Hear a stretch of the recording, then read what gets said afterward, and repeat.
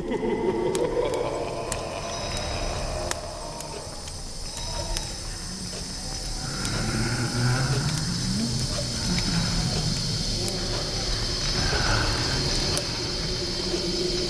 noises you hear are the chilling, thrilling sounds of a haunted house. This is the start of Octoberpod.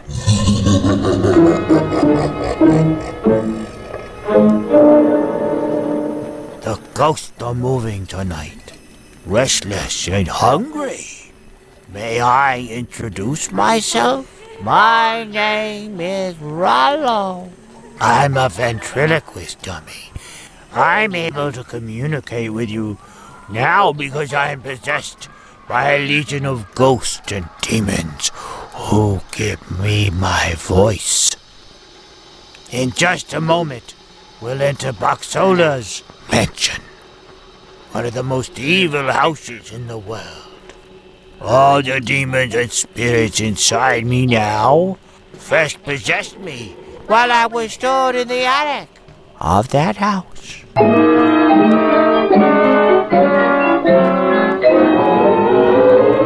I'm Edward October. It's Thanksgiving night, and I've rented Boxola's mansion to host a Friendsgiving Dinner. A haunted house Friendsgiving Dinner. You're all invited, of course. There'll be food and drink and perhaps even a seance or two. But here come our other guests.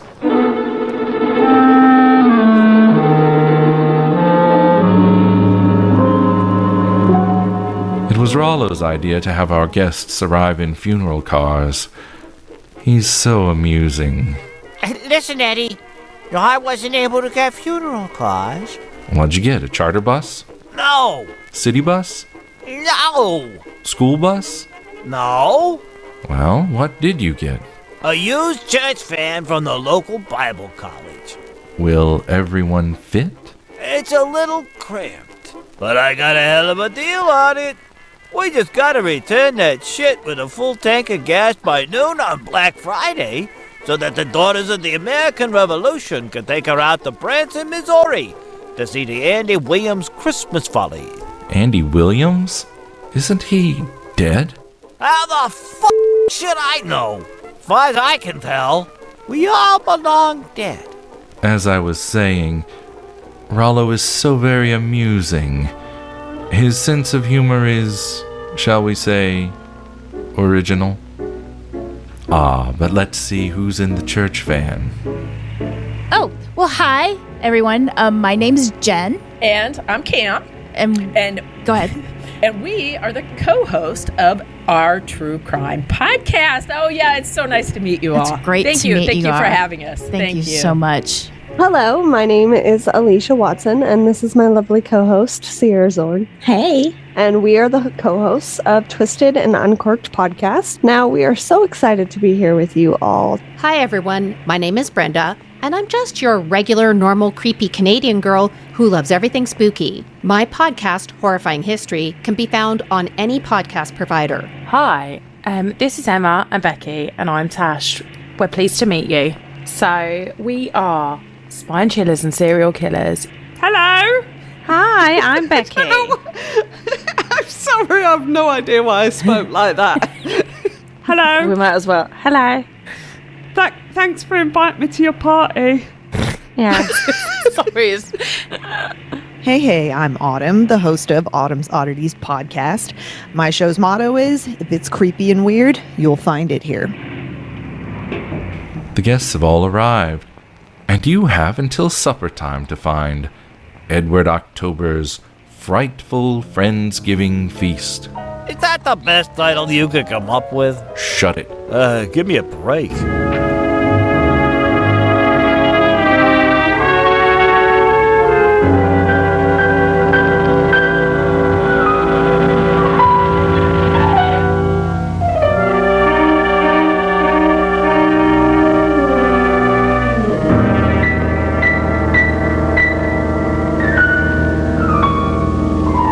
Interior, haunted house, night.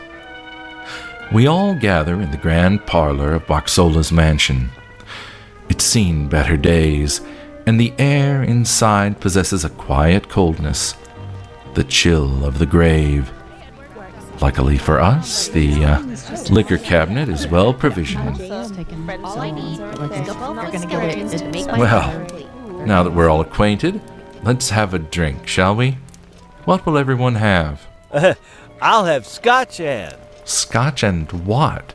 F*** it. Just give me 3 fingers of J&B on the road. Make mine an old-fashioned. Certainly. I just like the wine. I'm there for the alcohol, I'll be honest. Am I the only one here that's still in the dark? You see, before becoming my sidekick... Sidekick? I'll show you a f***ing sidekick. Rollo was part of Boxola's stage act. Boxola the magic clown was the prick what built this house. Well, he's also the prick what used to cut up pretty young ingenues whenever he wasn't doing his hacky card trick and ventriloquism act.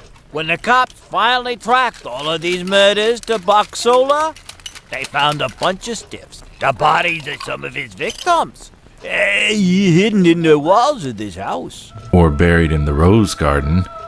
They found some of the bodies, but not all. Legend has it that there are still undiscovered corpses in the walls, the ceilings, the floors, the very foundations of this house.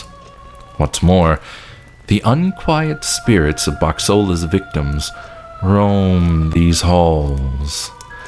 At night you can hear them whisper, and then cry. Jesus, Eddie, you're the life of the party. You really know how to bring the room down, numbnuts. No, on the contrary, Rollo. You are the life of the party.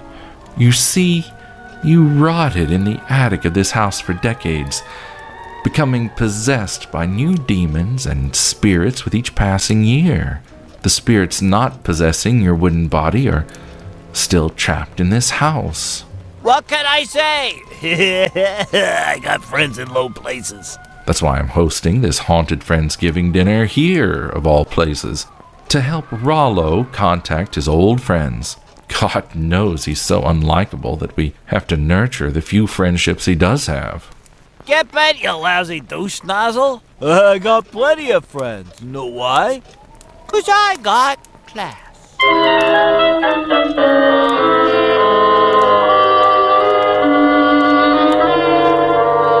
And this is the dining room. The table, as you will see, is unique. It was made for me in Vienna. It's solid cherry wood with a black lacquered finish, and the tabletop is inlaid with A Ouija board? That's right. Just so. This table is a giant Ouija board. We'll be eating our Friendsgiving dinner on the very tool we'll be using to communicate with the dead. This is the tackiest fucking thing I ever seen. While we're enjoying our Friendsgiving meal, we'll invite some of Rollo's friends from the other side to join us, using the Ouija to communicate with them. You said that already. Thanks for clearing it up for us. Crystal clear now.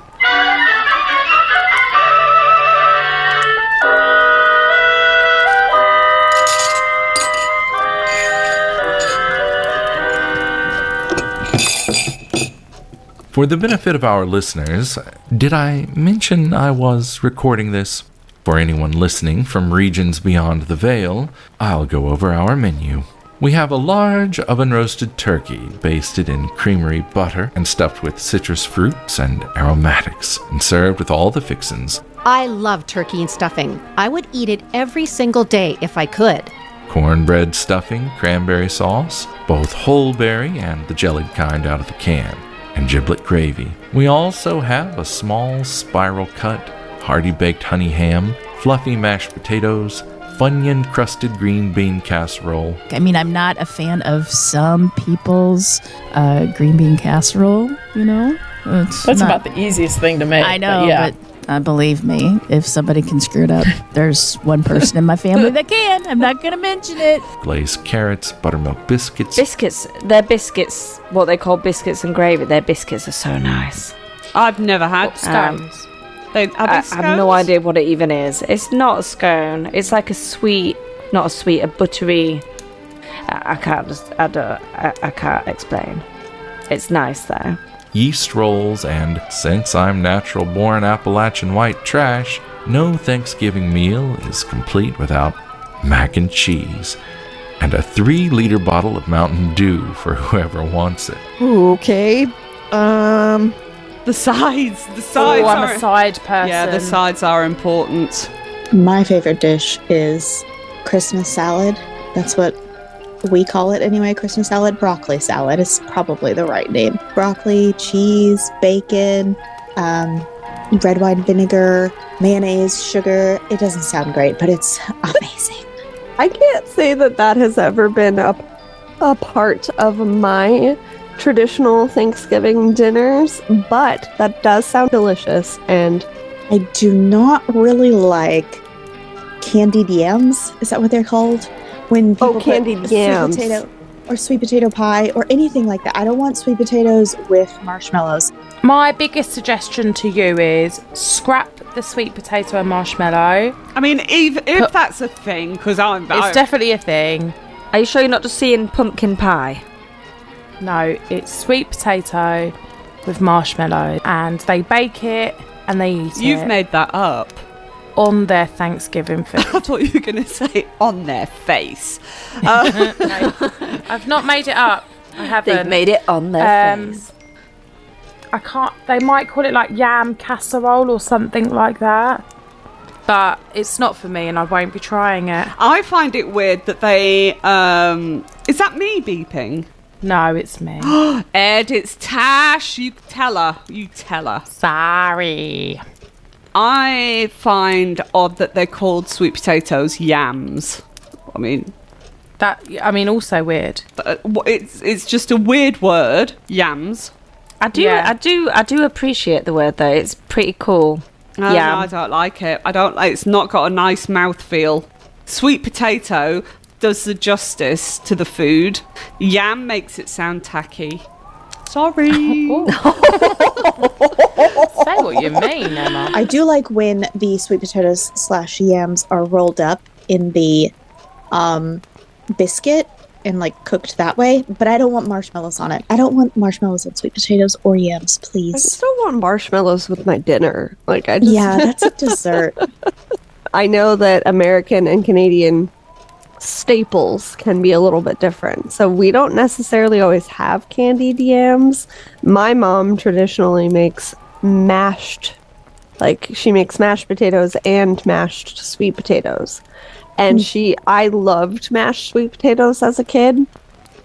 And I do not have the heart to tell her that I would just rather her just do mashed potatoes. I can have sweet potatoes any day of the year. So good. My absolute favorite Thanksgiving anything is super boring, and it's mashed potatoes with gravy. I will eat potato anything. We joke about it on our podcast that we're going to start a part-time potato podcast because we love them so much. So give me mashed potatoes and a big side of gravy, and I'm a happy girl. Yeah. And cheese. I love a cheese board. Cheese boards. Oh, I do love a cheese board. Yeah. Cheese and wine. I just like Could we be any more French? Yeah. Well, we could wear striped t-shirts. That's what I'll be going in. And we could go ho-he ho-ho. Sacré bleu. That's what we'd say as we are blue cheese. Yorkshire pudding. Get some Yorkshire puddings on the plate. Yeah, actual Yorkshire puddings. Yeah. Great gravy's brown. In fact, but this is how to make Thanksgiving better. Just do like an English roast dinner. My favorite thing to eat at Thanksgiving by far and away is my Nana's creamed corn. If you don't know what creamed corn is, if you've never had it, it's exquisite. All I know is in it is heavy whipping cream or heavy cream, corn kernels, obviously. Nana preferred these whitish yellow ones. I don't know what brand. And butter and salt. And that's it. The amount of each particular ingredient remains a mystery. to this day to me. She would never tell us because she said if we knew how much butter and heavy cream was in it, that no one on this earth would eat it. And that's why it's so delicious. It's the one dish that all of us fight over for the leftovers. After every single holiday, we fight over it. Nana passed away on the very day that my daughter was born in 2020, and she did not give anyone the recipe but my aunt. So now we rely on her to bring the creamed corn to every single gathering, which she very dutifully does because she would, be facing a mutiny if she did not. Yum, Pumpkin yum. pie's good. It is. Pumpkin pie. Oh, so nice. Yeah, so all those things I like, Ed. Pick one. Basically, food. Food. Everything food. There's nothing Anything that's food. horrible. I mean, I'm wine and cheese. Yeah, wine. But I do like a cup of tea at the end of the evening, so... Yes, indeed. If you leave this table hungry, it's your own fault. Emma, I know you're a vegetarian, but don't worry. We do have a vegetarian alternative. There's a plate of peanut butter and jelly Uncrustables and celery sticks with your name on it. No! Fuck you guys. Hey, numbnuts! There are 2 gravy boats, but you forgot to fill one of them. Oh, thanks for reminding me. I couldn't find a planchette big enough for such a large Ouija board, so we, or rather the ghosts, can move the empty gravy boat to spell out their messages. Oh, how ingenious. There's no way this could possibly go tits up. Yeah, Good it'd be fun. times. Super fun. Perfect. Can we get on with it? I haven't eaten all day. Why don't you make with a rub-a-dub-dub? Thanks for the grub. We're ready. We're raring. We're excited. We're doing it. Oh, yeah. We're doing it. Yeah. Right. Okay, everybody. Before we dig in, let's take a moment to go around the table and share a few things we're thankful for. Aside from one another's pleasant company, of course. My least favorite family tradition at Thanksgiving is going around the table and saying what you're thankful for. Don't mince your words. Now, the reason is that with my family, this takes forever. They go on and on about things that nobody cares about. Like, oh, the price of gas went up. I got laundry to do. Stuff that nobody cares about. And I just want to dig into that turkey and stuffing before it gets cold. I'm thankful to be here today with Edward and all of our friends, and for the season that is my namesake, fall or autumn outside of the United States. I come alive during these months and feel as though I can be myself, goth clothes and all. I also love this time of year that you can wear jumpers and scarves. I just love being cozy. I'm definitely an autumn. Yeah. And you're an autumn. Becky? Oh, I think Becky might be a summer. I don't like it when it gets too hot though, but I don't particularly think I'm an autumn person. Yet all the pumpkin, almost like Christmas style jumpers that I keep seeing, but Halloween, very, very tempting. I think I'm going to buy several. Yeah. I'll just it. make it my identity for the month. I've just ordered a couple of jumpers and I don't know whether I'm turning into an old lady or a witch or whatever, but they're like woolen knitted with patterns on them, like dragonflies and butterflies and flowers. And I say if you love it, you wear it. one of them's got a cat on it. I have bought a woolen jumper with a black cat on it. I think I'm officially turning into a scary old witch. I'm not against it. I think that's just... But you're already a cat lady. I think you've just got a jumper now to show everyone that you are. Do you know what it is? I think it's because I've got to 40 and I'm like, do you know what? I'm going to wear whatever the fuck I want to wear because Yeah. I don't give a Do it, shit what girl. anybody Brilliant. thinks. You embrace it.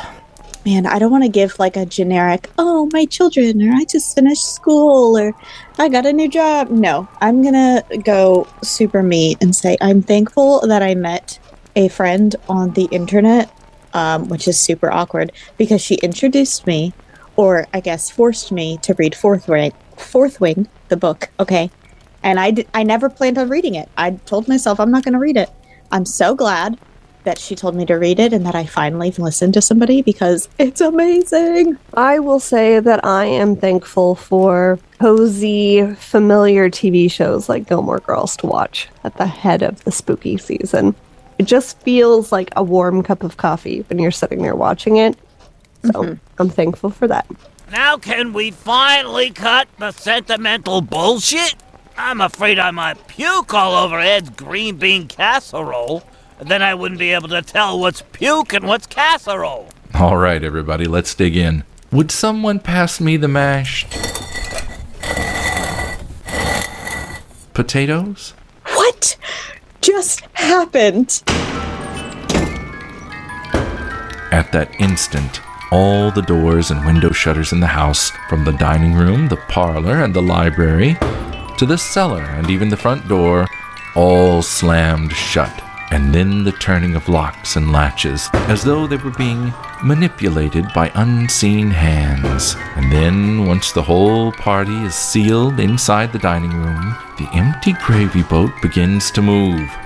Then the voices of the damned spirits trapped within the house spell out a message. Greetings, bunglers. You have invaded our home to eat and drink and to have your fun. But we have no fun. We must rot in this wooden tomb and watch the centuries reel away with no hope of human interaction. And so you will remain trapped here for our entertainment. Entertain us with your Thanksgiving horror stories. By the way, it takes the ghosts ages to spell out anything with an IKEA gravy boat. This particular gravy boat is the Upplaga, and you can get one for only $9.99, which I think is quite reasonable. Monsters do have their place. In the zoo, in your nightmares, in the deep, in your favorite horror movies, but not on your phone during an ad break. Politically motivated interests are seeking to influence you through the ads placed on this podcast. Hi, I'm your host, Edward October, reminding you that we have very limited control over the ads you hear on Octoberpod. Please remember that only the ads and promos I read with my own voice carry the endorsement of Edward October and Octoberpod. Furthermore, I and the makers of Octoberpod repudiate any entity advertised which seeks to promote hatred, anti-American or anti-democratic sentiments, or the spread of misinformation. Now, with that in mind, Octoberpod will return after this brief ad break.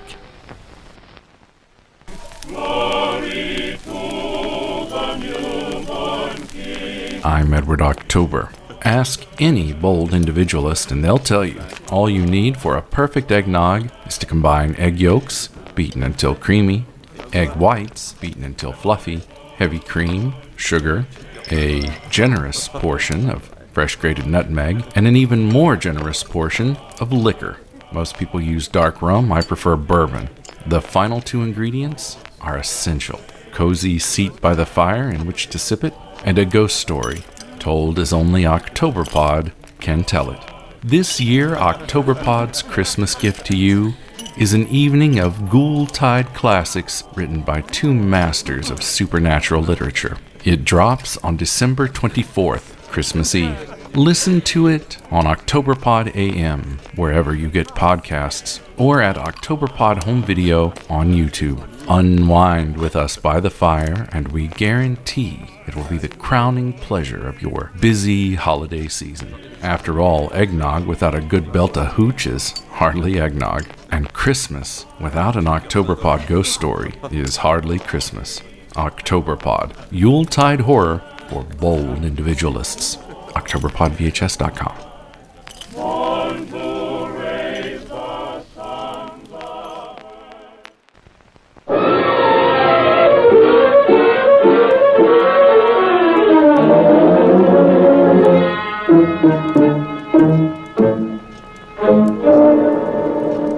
Okay, so no big deal. We tell some stories and they let us go. Big fucking whoop. These ghosts turned out to be assholes. Rollo, I thought they were your friends. We may have misunderestimated how well liked I am. Yes, but I don't understand.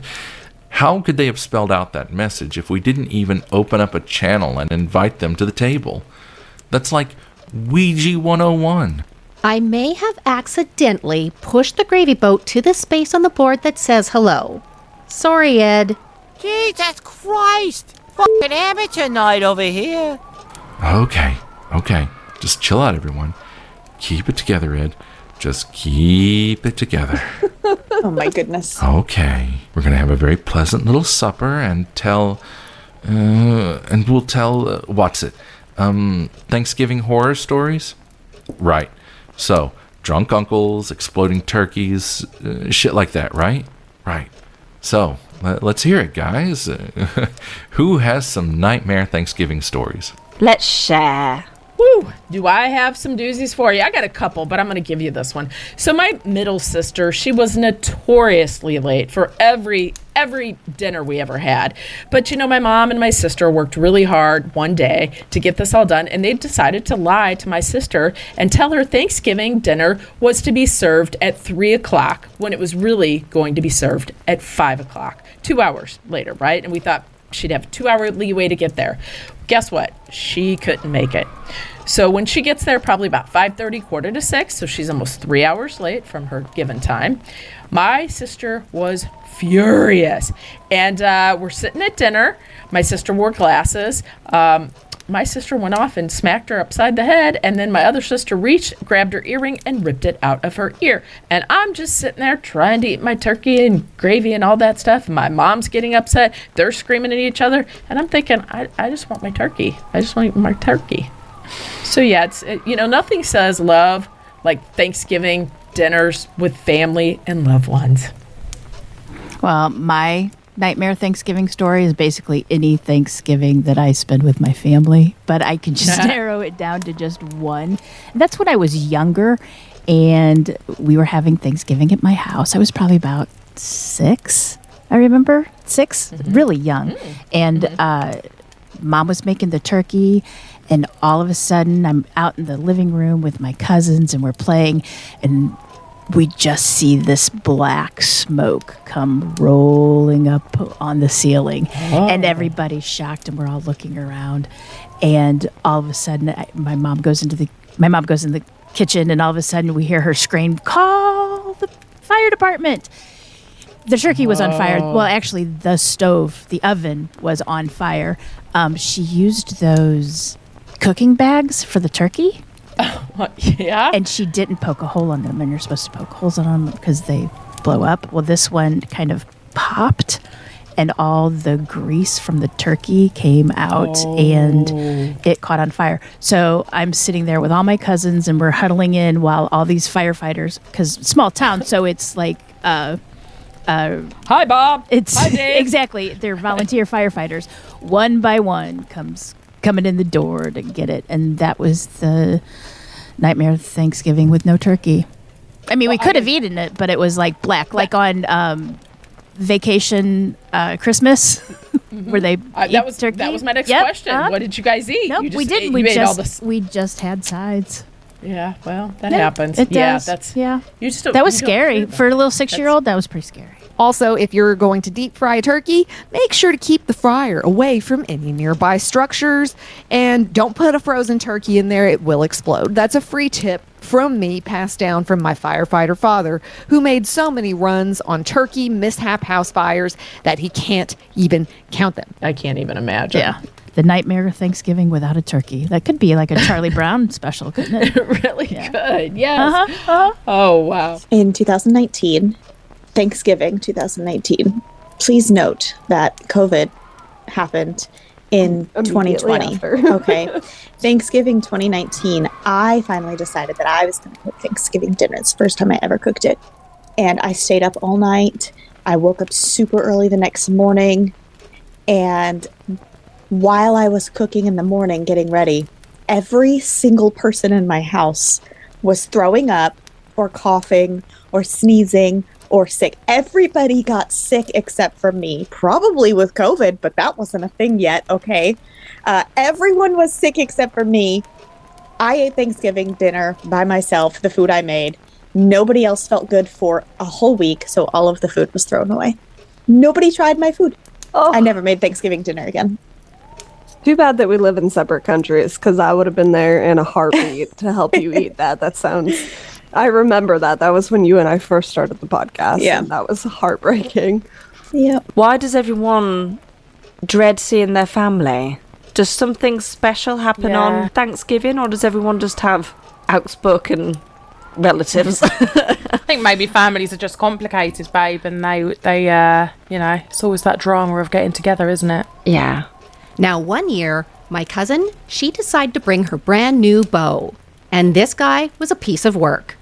He was one of those guys who talks to talk and thinks whatever he has to say is much more important and intelligent than anyone else. So after dinner, I was helping my grandmother pack up the leftovers, and she asked me to put them in a second fridge that she had in her garage. When I entered the garage, I noticed that there was a big empty spot on a shelf near the fridge, and this is where Grandma's Costco size of individually wrapped Cheez-It snacks used to be. I mentioned this to my grandma, and she immediately went to talk to my cousin and her new boyfriend, since right before this, he asked to have a tour of the property. They were putting on their coats to leave when Grandma asked them both if they took the box out of her garage. The boyfriend, he looked shocked at the accusation, but then he walked to his car and took out the box of Cheez-Its. He claimed that he thought that they were his because he had a box just like this at home. My grandma, she couldn't help but laugh since she had never met this person before, and this was the very first time that he was in her house. Let's just say that the relationship did not last, and everyone was happy when it imploded.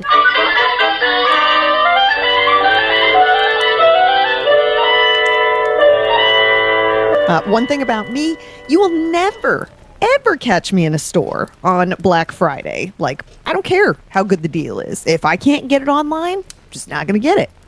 I went out Black Friday shopping once. Just once. I will never do it again after watching grown adults fight over an Instapot. When I was around 8 or 9 years old, my dad took me to McAlpin's department store, which is now Dillard's, to get a deal on a bedding set that my mom wanted for Christmas. He was willing to, go through that whole rigmarole because money was tight, so I understood. We ran through the store, we pushed past the crowds and up the escalator, and there, in a bin, was the exact bed in a bag she wanted, the last in the bin. My dad picked it up, turned to me and said, "Let's get out of here." Just then, a woman with a crazed look in her eyes came up to my dad and attempted to pull the bed in the bag away from him. And he said, "No, ma'am, I'm sorry, I'm going to buy this." He wasn't rude about it. He just said no. This woman did something that I could not even conceive of. It didn't seem like a possibility. She punched my father. I'm not even sure where the punch landed. I just know I was terrified. If you knew my father, you'd know that this is something that you would never, ever expect to see. He is a former Marine and firefighter who trained as a boxer and was legendary for pranks. The kids in our neighborhood called him Superman because, in fact, when someone egged our house once, he chased them down on foot and caught them and told their parents. I didn't know what he was going to do, but I knew he would never hit a woman. What she didn't know is that my dad was also known for his quick temper, which of course has cooled with age. But in that moment, he was a 28-year-old man whose father had recently died. Also, he had 4 children under the age of 10 and was the sole source of income. None of these things are stressful at all. She did not realize the explosion of pent-up stress that she was setting off with that punch. And boy, oh boy, did that lady get the screaming at of a lifetime. It was an epic tirade of obscenity that if she's still on this mortal coil, I'm sure she remembers. And if you're listening, lady, you deserved it. So that's why you'll never find me in a store on Black Friday, because I don't want to go to jail if someone hits me over a bed in a bag. Those certainly were some swell stories, gang. Just peachy. But I've got one question. Why haven't the ghost unlocked the fucking doors yet? Of course. They didn't want stories about Thanksgivings gone wrong. They wanted literal horror stories about Thanksgiving. Okay, gang, what have you got? You know, if you don't have your own ghost story, I mean, something that's scary that happened to you on or around Thanksgiving, maybe something that reminds you of Thanksgiving. For example, whenever I think of the Betty and Barney Hill abduction, it reminds me of Thanksgiving. Maybe that will do. Ed, that is a weird example. Now, this is not, I guess this might just be a little bit creepy. So I bought a house 2.5 years ago. And I remember, this was right after COVID. And so we were still having groceries delivered. And somebody came and they're like, oh, I've been in this house. And I said, oh, yeah? Because, I'm new. And they're like, has anything happened? And I laughed. And I said, what? Is it haunted? And she smiled. And I was like, you're kidding me. And she's like, no, my ex-husband lived here. And so when the kids would come over and stay with him, they would report all the stuff. And I was like, oh, okay. So that's right up my alley, as long as it doesn't come for me at night. I love that. It won't. So then, you don't think about that. So a couple weeks later, a guy comes to the door and he's kind of smiling and he's like, so how long have you been here? And I'm like, we've only been here about a month, not very long. And I was like, this lady told me this place was haunted. And he goes, it is. It's haunted by a ghost named Eleanor who had cancer. And pretty much after she had cancer, her husband locked her away in one of the bedrooms, the back bedroom. He knew where it was because he had been in my house too. And I'm like, you don't say. Great. And he's like, has anything happened? And I'm like, well, what do you mean? And he's like, well, cabinets opening or anything. And I'm like, no. Well, then I started talking to Eleanor, just trying to be like, hey, girl, what's up? Stay on my good side, all that stuff. Nothing happened. Nothing happened, that is, until about 8 months later, 9 months later, our first Thanksgiving in the home. And that was, almost 2 years ago. And I'm making dinner I was excited to have everybody to the house, all my family and friends and stuff. And some little kids were here. So I'm making the stuffing for the turkey, or the dressing, depending on, what you do with it is what you call it. But, and I'm making it. So I have the salt and the pepper, the sage, all that stuff out. And I'm kind of running around getting people drinks and making sure they're comfortable. And I come back in and the pepper is gone. Okay. That's no big deal. Probably I put it somewhere. So I start looking around and then it really is gone. And so I figure one of the little kids, got little baby cousins and stuff here. And I was like, hey, you guys, did somebody come get the pepper? What's going on? Well, of course they're playing outside. They did not have anything to do with that. So I was like, well, that's weird. I don't know where it is. Well, then my mom came in and she tried to help me find it because you have to have pepper for Thanksgiving dinner, It was in the back of the cabinet where I keep the dishes. There's no way it got up there. No way. And I was like, okay, Eleanor, I see you, girl. I see you. You probably just want this little Thanksgiving dinner too. I see you. And, I just played it off because most of my family did not know that those people had told me the house was haunted. Now, since then, nothing's happened, really. We have had a few things go missing, such as food and things like that. Like we had a loaf of bread that went missing. But I do have 2 kids. And a dog. And a dog, but they claimed that it was not them. Well, the dog didn't, because that would be really creepy if the dog talked. But so that was probably my story. But honestly, you should kind of check on the history in your house and check about Eleanor and see what really happened there, because that's not very nice of her husband to keep her locked away. They said, the guy said, if she hasn't done anything to you, she must like you. Yeah. So Eleanor and I were thick as thieves. Yeah. When I was in high school, it had to have been, cooler weather. Me and my friend Miranda were taking a walk. And I remember having, jackets on and stuff. So it was definitely fall time-ish, if that counts. My house that I lived at was a townhouse, and the street was like catty corner to the back of a shopping plaza. So we were walking from my house to the plaza, in all the stores, walking back home. And on the way back to my house, we were in the parking lot in the back. There's no cars around, nothing. The lights were out. It was dark. They had, obviously street lamps and stuff to light up the parking lot street lamps. And there was a plane in the sky. And we didn't say anything like, oh, look, a plane or anything. You know, we were just walking and happened to see it in our vision. Both of us looked up at the same time, and both of us noticed at the same time that there were two planes, and they looked like they were about to collide. They were heading straight for each other, like it was going to be a explosion in front of us if these two planes crashed. And So much anxiety. Both of us just stopped dead in our tracks, staring up at the sky, mouths open. And then suddenly, one of them took a hard right turn right before it hit the other and just shot off way faster in the other direction. And we were like, what just happened? And the only thing I can think of is that one was a UFO. Okay, the other one looked like a regular plane. That one kind of looks like it had car lights instead of plane lights. And everyone's always like, oh, like Harry Potter. No, it didn't actually look like a flying car, but it did look like the placement of the lights, the front lights and the back lights, were more square-shaped than like tubular plane-shaped. So, I don't know, UFO, maybe? Yeah, I mean, I'll buy UFO because you've had more than one extraterrestrial encounter in your lifetime, so. Ooh, I've got one. Go on. So when I was younger, I was quite obsessed with doing Ouija board, and we'd make she goes. we'd make Ouija boards like just out of like cut out letters and stuff, so we could do it outside.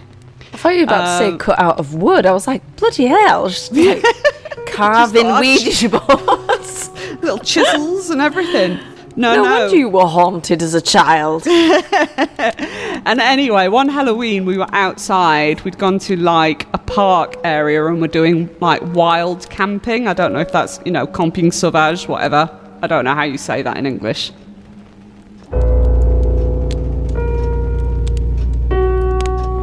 So we went to this park by a river, put tents up. Trespassing. Yeah, basically.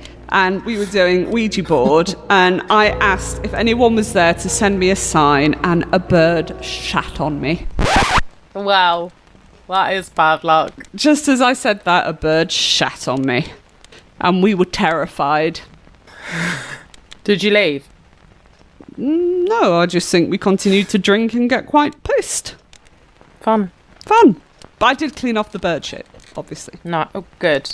Yeah. Good. I don't have any stories like that, but I did take my children to a car boot sale the other day, and Sophie, my daughter, asked several stall holders if they had a Luigi board. Oh, that's adorable. Let's go. It's ghosty time. Oh, bless her. Yeah. Haunt me time. Used to go, well, I don't know, have you ever been carol singing, like when you knocked at people's door to get some money? Yeah. Or when I was as a youth to get some bus money, it's because we wanted to go somewhere the next day. Me and a group of friends were like, right, let's go carol singing. And we went round like this bougie estate the bougie estate for my village where we lived. I was like, right, we'll go here and we'll be rolling in it by the end of the night. And we got to the first house, like no one answered and nobody answered the doors. And we got finally to about the third house down. And we started singing a Christmas song. I don't even know what it was. And then this woman opened the door with a baby in her hand. And we were singing like our little hearts out. And then we stopped singing and smiled at her a bit like, what a good job we did. And she went, oh, off, and shut the door in our faces.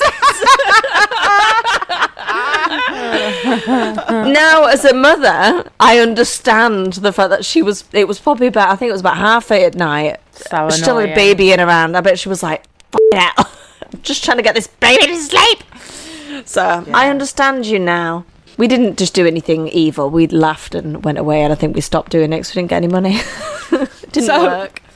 Just to clear things up for you, Ed, our spooky experiences are, I got shat on, Becky got told to f*** off, and Tasha's daughter wants a Ouija board.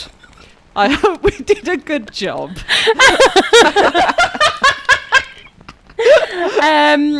Moving on, because I think, great answers. I don't really have a ghost story per se. I did have a spooky uncle, spooky uncle is my uncle. Loved ghost stories. Like, he was the one that introduced me to like The Shining, and we used to watch The Shining every Christmas Eve, right? And he would get out my cousin's little toy piano, and he'd play the theme to dun dun dun dun dun dun dun dun dun. Halloween. Right? But anyway, he never missed a chance when we were together to tell us ghost stories. And I remember one Thanksgiving in particular, he told us the story of the Bell Witch haunting. And ever since then, I've loved the story. It always creeped me out. And basically, if you don't know, it happened somewhere in Tennessee. Like, if you're coming from St. Louis and you're going to like Nashville, you'll go past the Bell Witch Cave, which is where this all. And if you go there, don't pick any rocks up and take it home, because it's not going to be good for you. But anyway, according to the legend, the Bell Witch, it happened in like the 1815s to 20s, somewhere around there. A long time ago. John Bell Sr. and his family resided in that area that I was talking about in Tennessee, and his family came under attack by this invisible entity or ghost or something like that. But this ghost was able to speak, and it could affect everything around it, and it could shape shift, and it's such a creepy story. It's so creepy that I can't believe I actually have not gone to the Bell Witch Cave. So maybe we should do that next summer, Cam. Anybody else want to come along with us?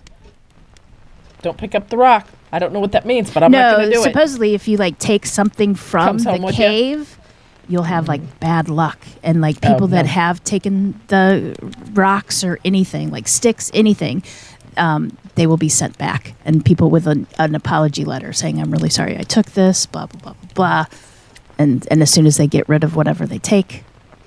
I need all the good luck I can get. In fact, when we go next summer, I'm going to take rocks from here and give it to them as an offering. I know. Here you go. Seriously, we should get together, all of us, everybody here at this feast. We should do it. That'd be fun, don't you think? Let's do it. Spend a weekend.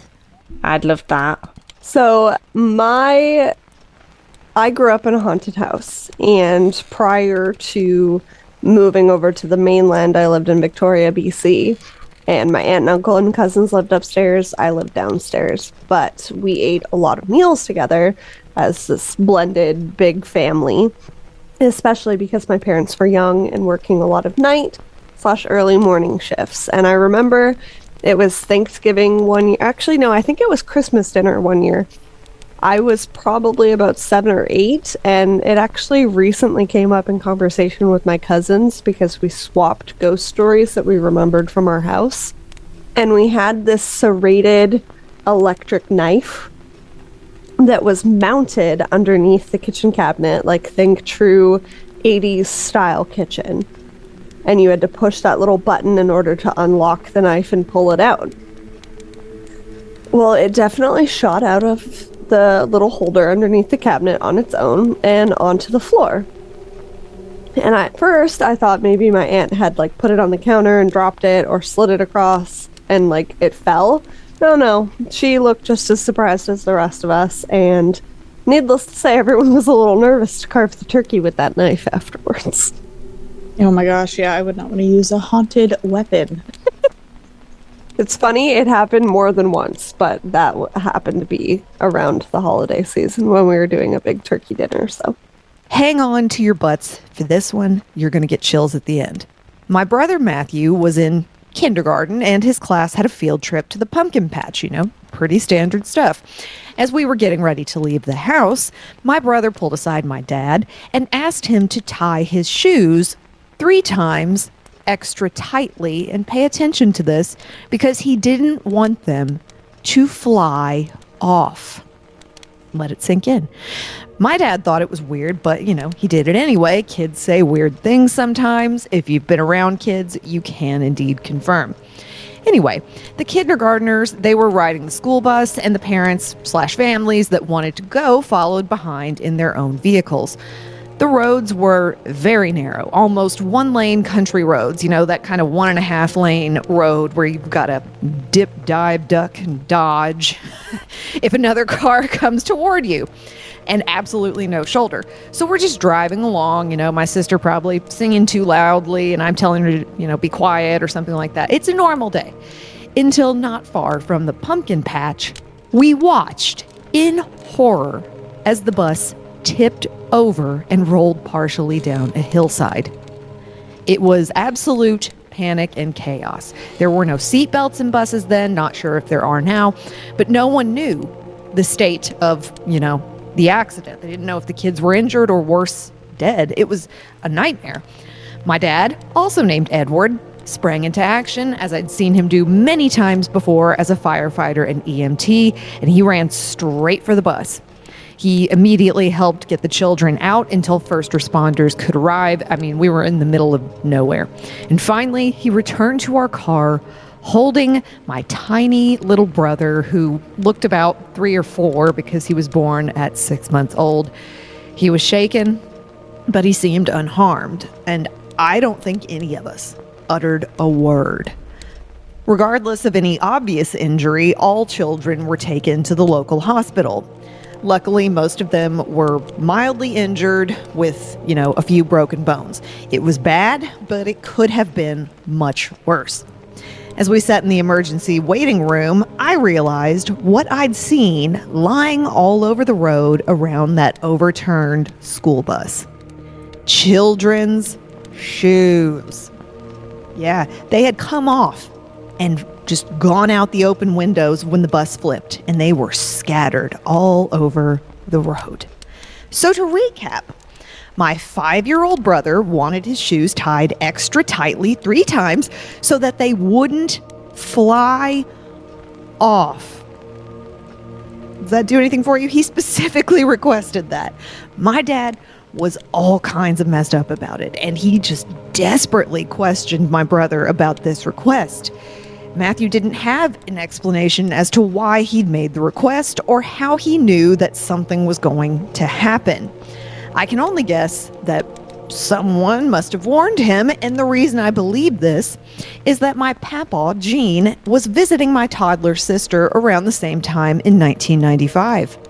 She'd had many conversations with him that I had witnessed. Why is that weird, you ask? Well, for one, I'd never met him, and he's been dead since the late 1970s.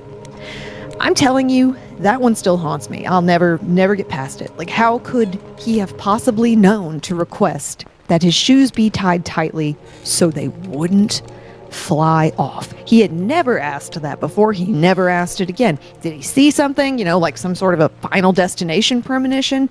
I'm not sure, but he's battled a lot of, personal demons over the years, seems to have come out on the other side, and I can't help but wonder if maybe he's got some sort of a gift of seeing, and, that has something to do with the problems he had. I hope I didn't bring the room down with that one, but that story it's way too creepy for me to omit.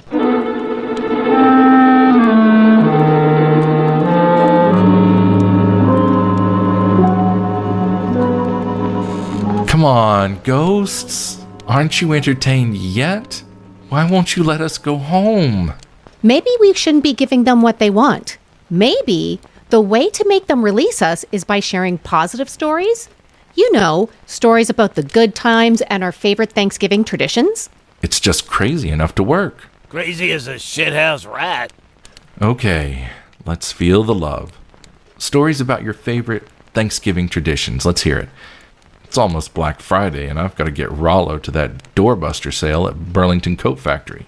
Yes, you do. I need new slacks. The moths in your attic ate the crotch out of all my other pants. Sure, Rollo. Whatever you say. It was the moths.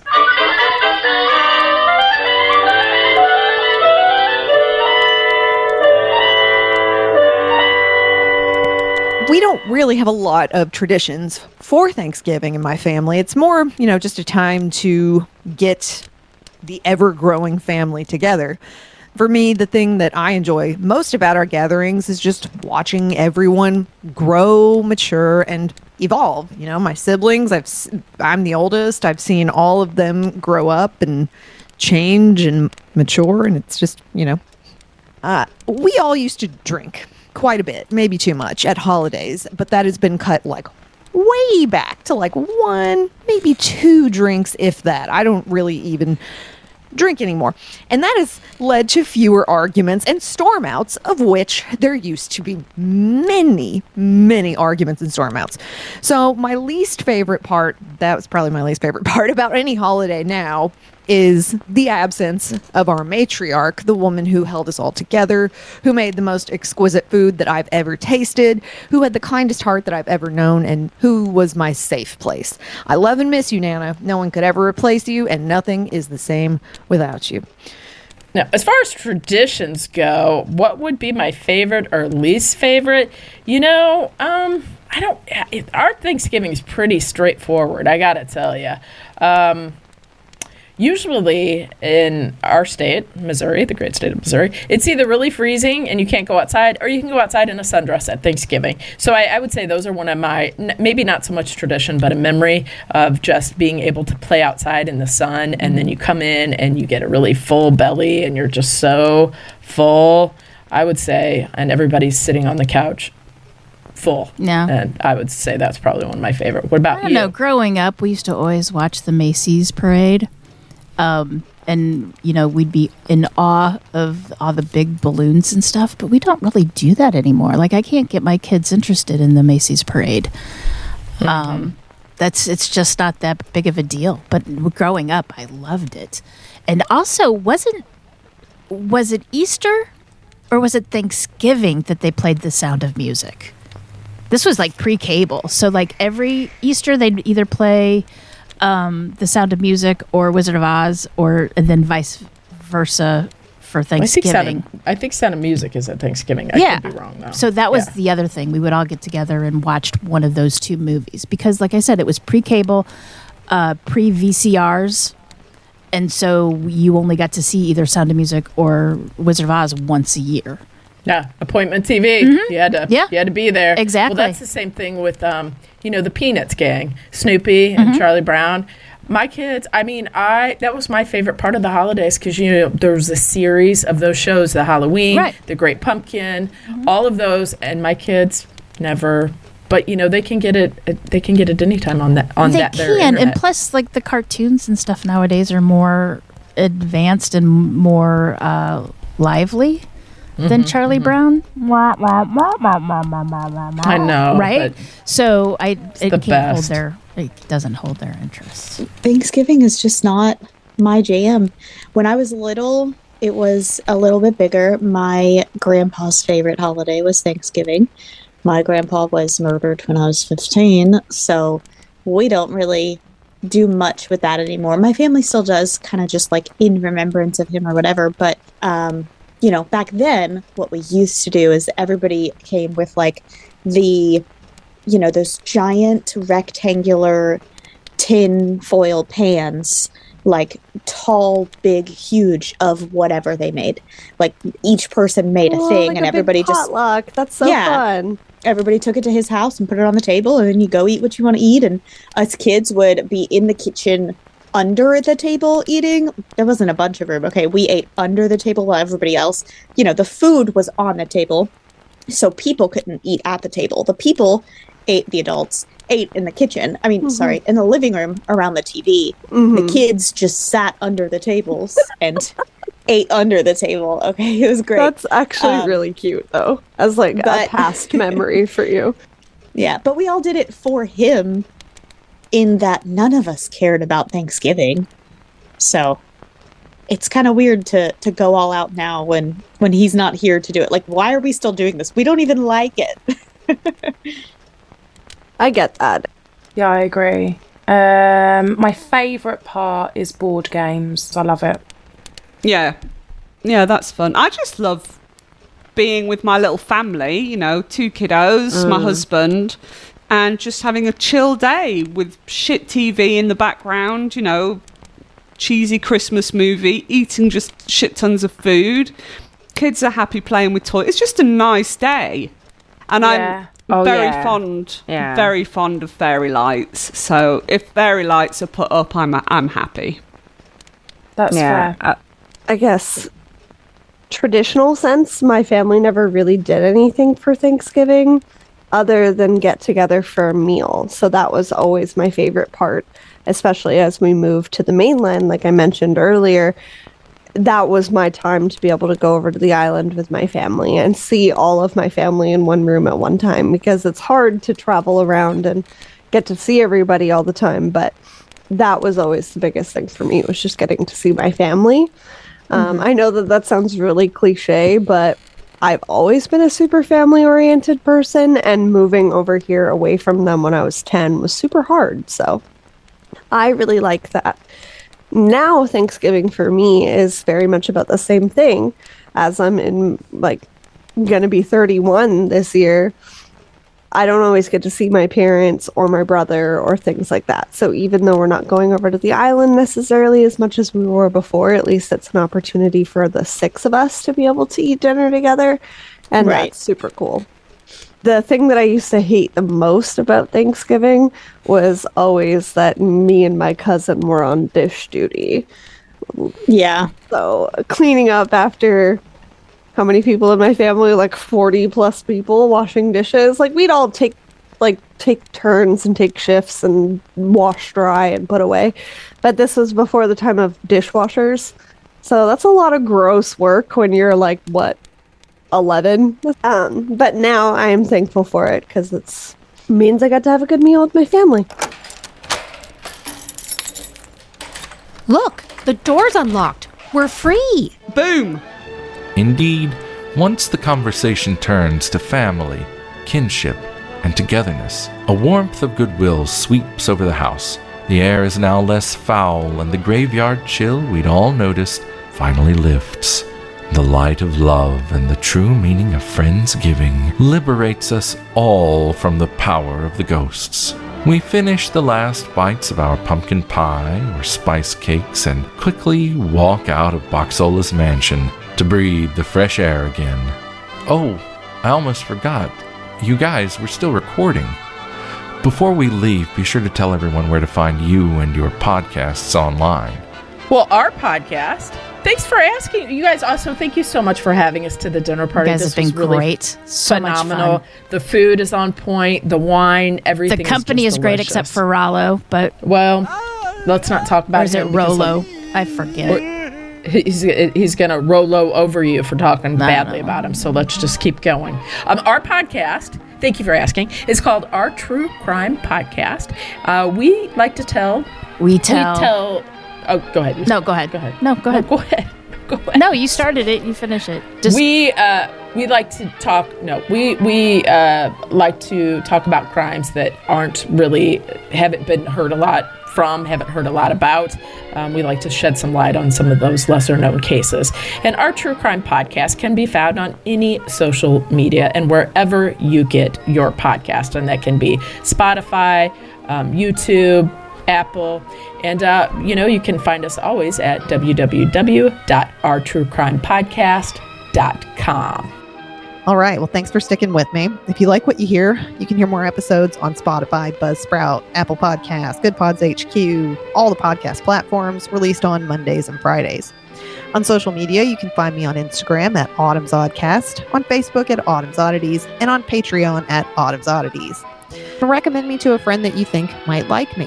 So we are Spine Chillers and Serial Killers. You can get us anywhere you listen to your podcast: Spotify, Apple Music, all the podcast All channels. the places. All the places.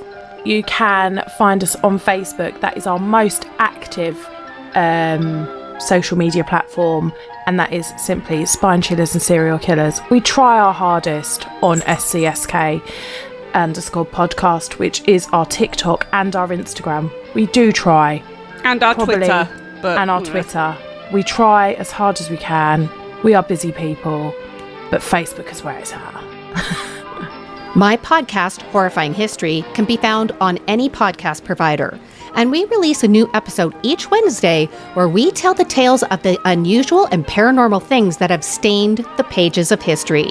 You can find us on Facebook at Horrifying History, on Instagram and Threads at Horrifying_History, and on X at Horrifying HIST1. Thanks for inviting us to the Thanksgiving celebration. We had a great time. If you are interested in any of the stuff that we mentioned, check out our podcast.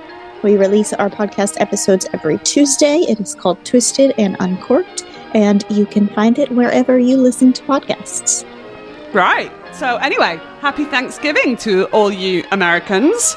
Cherish the time with the people you love. They won't be here forever, and neither will you. On that happy note, this Thanksgiving, tell the people you love that you love them, you know? Happy Thanksgiving. Yes. Thank you so much for having us. This has been great. I'd like a Thanksgiving song. Yeah, there isn't any Thanksgiving songs. Oh, are there? And we just sound really stupid. I'd like to know the Thanksgiving songs if there is one. Yeah. If you have a favourite one, send it in to us. Just sing it, like record yourself singing it and send it in to us, please. Yeah, do that. And I will give thanks for that. Bye. Bye. Goodbye, everyone. Thank you all for coming. Oh, and I'd also like to thank Scott R. McKinley. Yuck! Not that prick! For lending his vocal talents to this episode.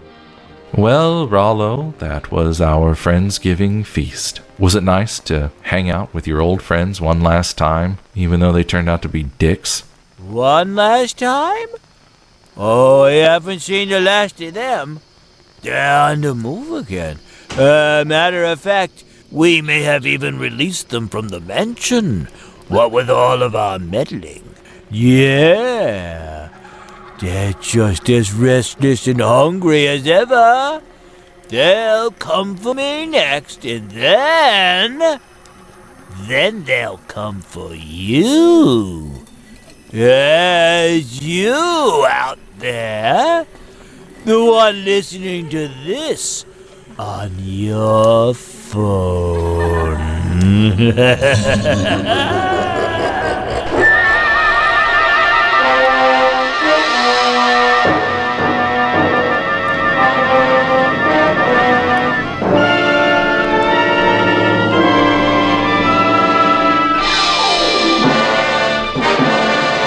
Stick around after the break for a brief word from some of our favorite indie podcasters, creators, and friends. And after that, you'll be rewarded with lots of bonus content from our amazing Friendsgiving Dinner guests.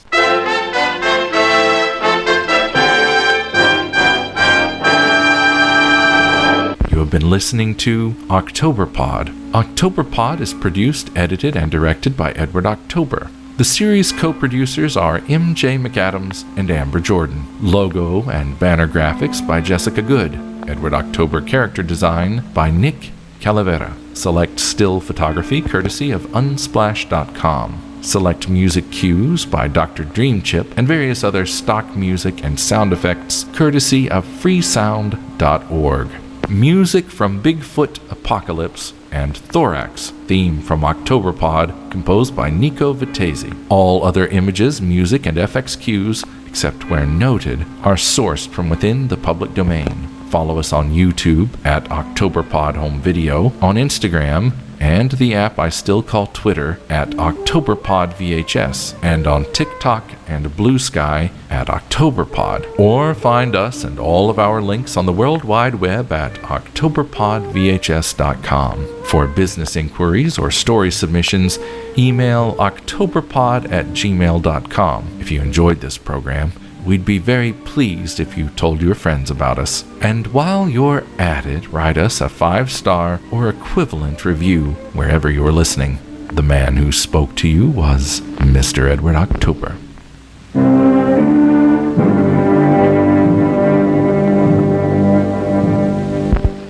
Are you looking for a new podcast? Or maybe you just love celebrity interviews and can't get enough of them? On the Tis Yourself podcast, the Todd, aka Rob Maschio from Scrubs, told me about his first time speaking to a group of surgeons. And I was just like, listen, guys, when in doubt, the Todd's prescription for everything is less moaning, more boning. Or you want to find out more about how Joe Exotic had such a vendetta against Carol Baskin when she had this to say about him. Because I've never even spoken to Joe. Find out all of this and more on the Tis Yourself podcast, wherever you get your podcasts. I'm Maddie. And I'm Amber. And we're Witches Talking Tarot. And we're bringing you all things occult. Every Tuesday and Thursday, twice a week for your magical pleasure. Join us as we dive into aliens, cryptids, the Illuminati. Super in the natural. Because that's the kind of witches we are. So join these high energy witches twice a week. Come sit a spell and see why we'll be your favorites.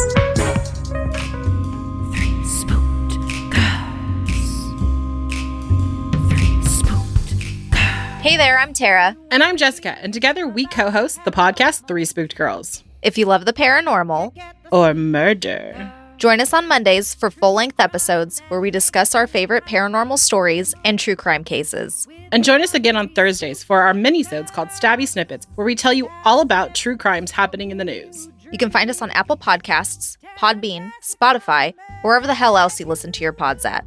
You can also find us on Twitter, Instagram, and Facebook by using the handle @3spookedgirls. Come and hang out with us and get your spooky on while we scare the hell out of you. The Three Spooked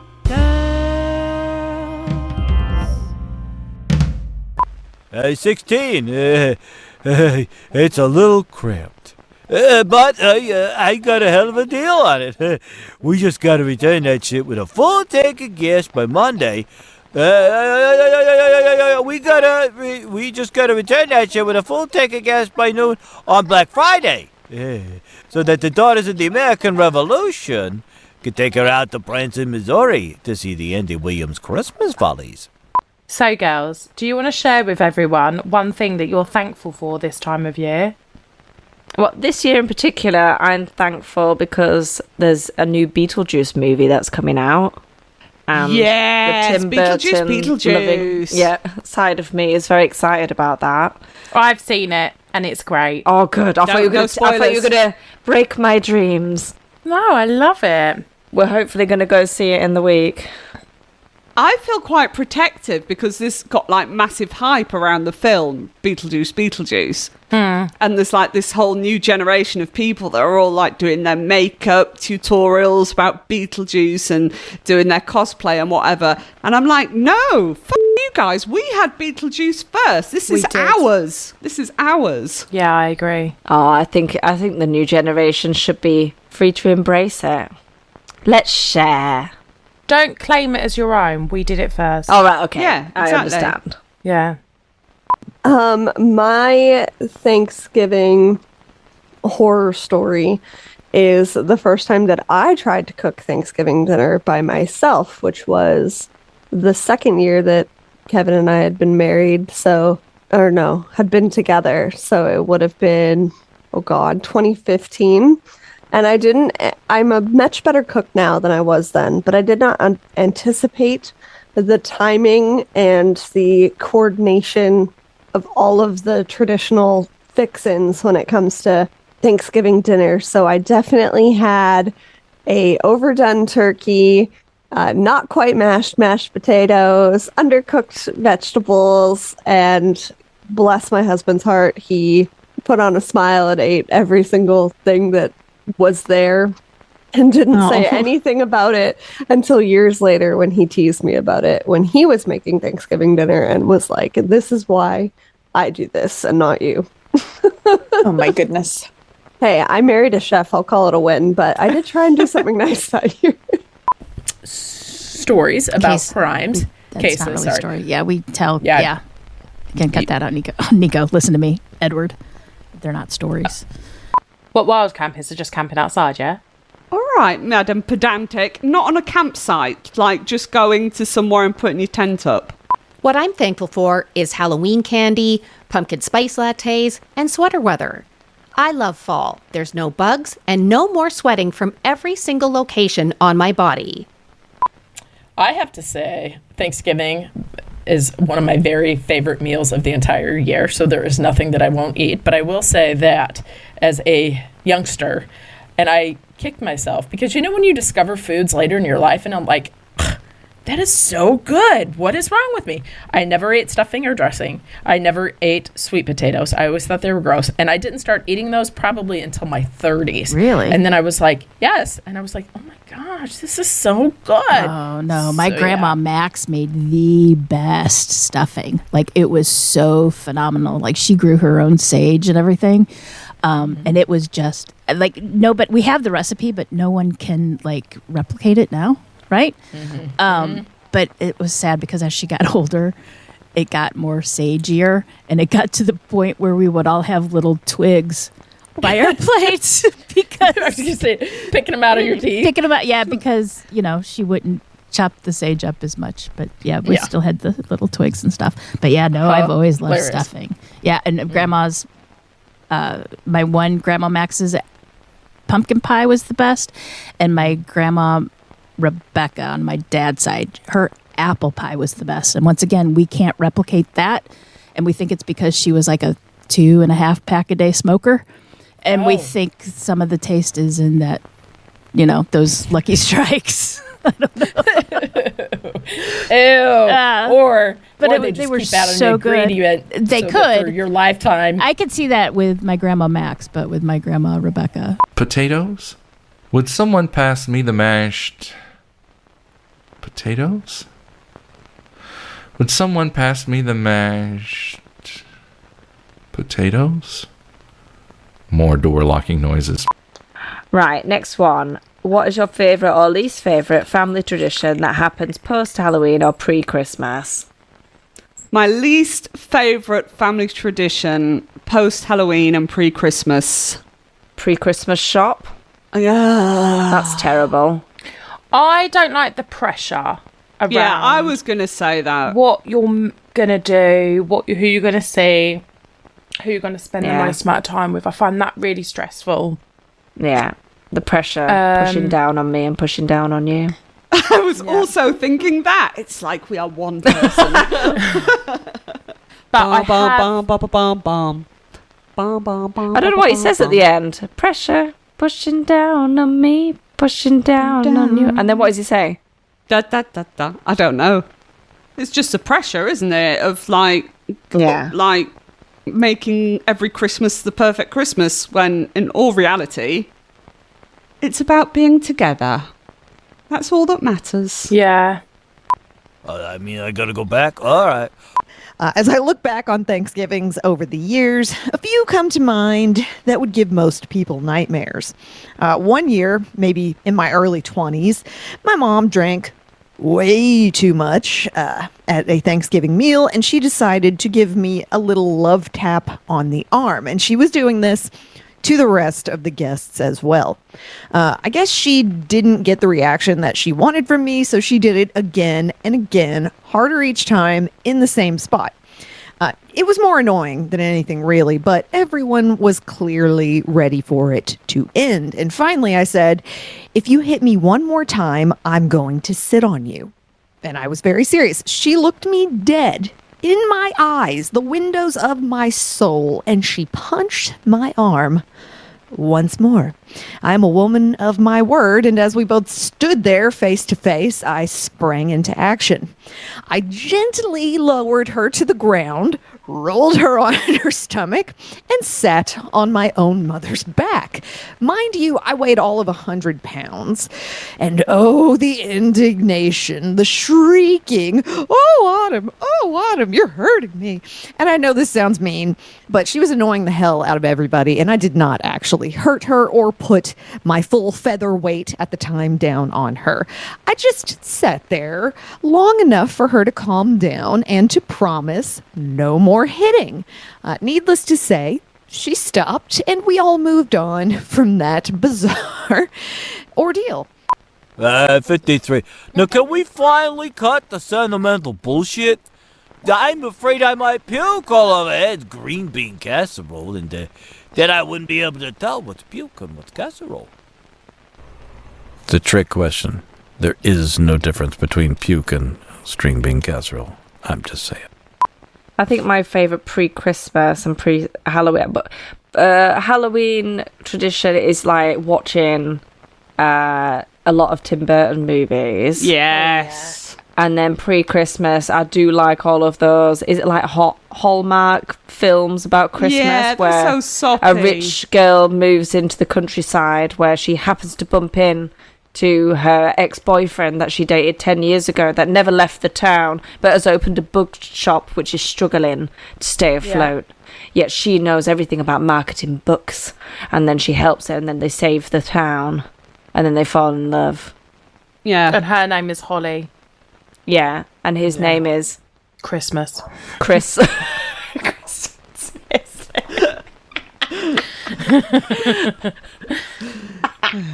Yeah, there we are. Those. Love that. There was like a Target and a shoe carnival and a Old Navy and Michael's and Rue 21 back when that was still, here at Dots. Does anybody remember Dots clothes? Okay, anyway. Shopping plaza. We used to walk from my pretzels. house. I'm currently eating them. No, it was just a girly clothing store, kind of like Wet Seal. Did you ever have Wet Seal? Yeah. Which, by the way, what the kind of name is Wet Seal for a clothing brand for women? I don't get it, but whatever. Anyway. There's a plate of peanut butter and jelly Uncrustables and celery sticks with your name on it. Source some kind of response from Emma. Maybe the no, f*** you. Is this really what we're doing? I don't know. Right, start again. What's the one thing I'm thankful for this Thanksgiving? Oh, excellent question. What would that be? What do you think? I don't. I have to know. I know for me, one thing that I look forward to is a month of scary TV shows and movies. Yes. Right? Yes. So we got Fear Fest. We got 31 Days of Halloween, 31 Days of October, Shudder. I mean, all of that stuff. Sci-fi, all the good stuff. And That's my favorite. have you guys seen on FX? There's the new TV show with Niecy Nash. It's called like Grotesquerie or something. Have you seen that? I just started watching. It is amazing. You guys have to check it out. So good. Thank very goodness clever. for spooky time. I love it. I love all those. Yeah, I mean, it's my favorite too. Can't go a year without watching like Friday the 13th and Halloween and all those great. Oh yeah, great it's things. a must. Right. It's a must this time of year. Right. 16. It's a little cramped.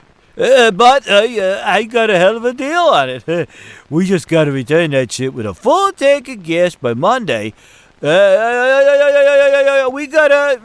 just got to return that shit with a full tank of gas by noon on Black Friday.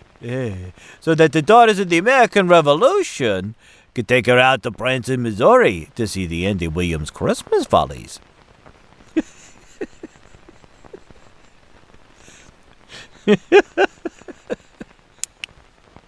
18. So what's our scariest ghost story, creeper encounter, close call, near-death experience about things associated with the post-Halloween, pre-Christmas season? Bloody hell, man. That's a big question. Feel free to embellish these stories to make them even scarier or spookier. If you don't have a spooky story, then you or someone you know experience... What? That you or someone you know experience and share a favourite spooky true paranormal case, creepypasta. Boom! Every time I eat turkey, it reminds me of Ed and Lorraine Warren because... Ed, that is a weird example. F*** me. Thanks for clearing it up for us. Crystal clear now. Go on then, who wants to start? I mean, I'm still getting around the length of that question. I don't know. Creepy encounter, things associated with Halloween and the pre-Christmas season. As I've also broadened my horizons and my beliefs and my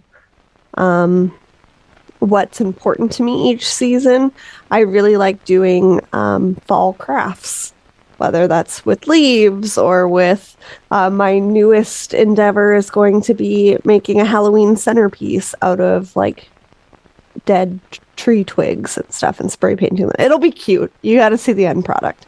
But just reuse, recycling, and in a true witchy way, I guess, honoring that in my home. So Because I look after the Facebook page. Basically, Emma's the best one. Okay. She looks because after Emma our looks after the Facebook. She looks after us. She is Mama Bear.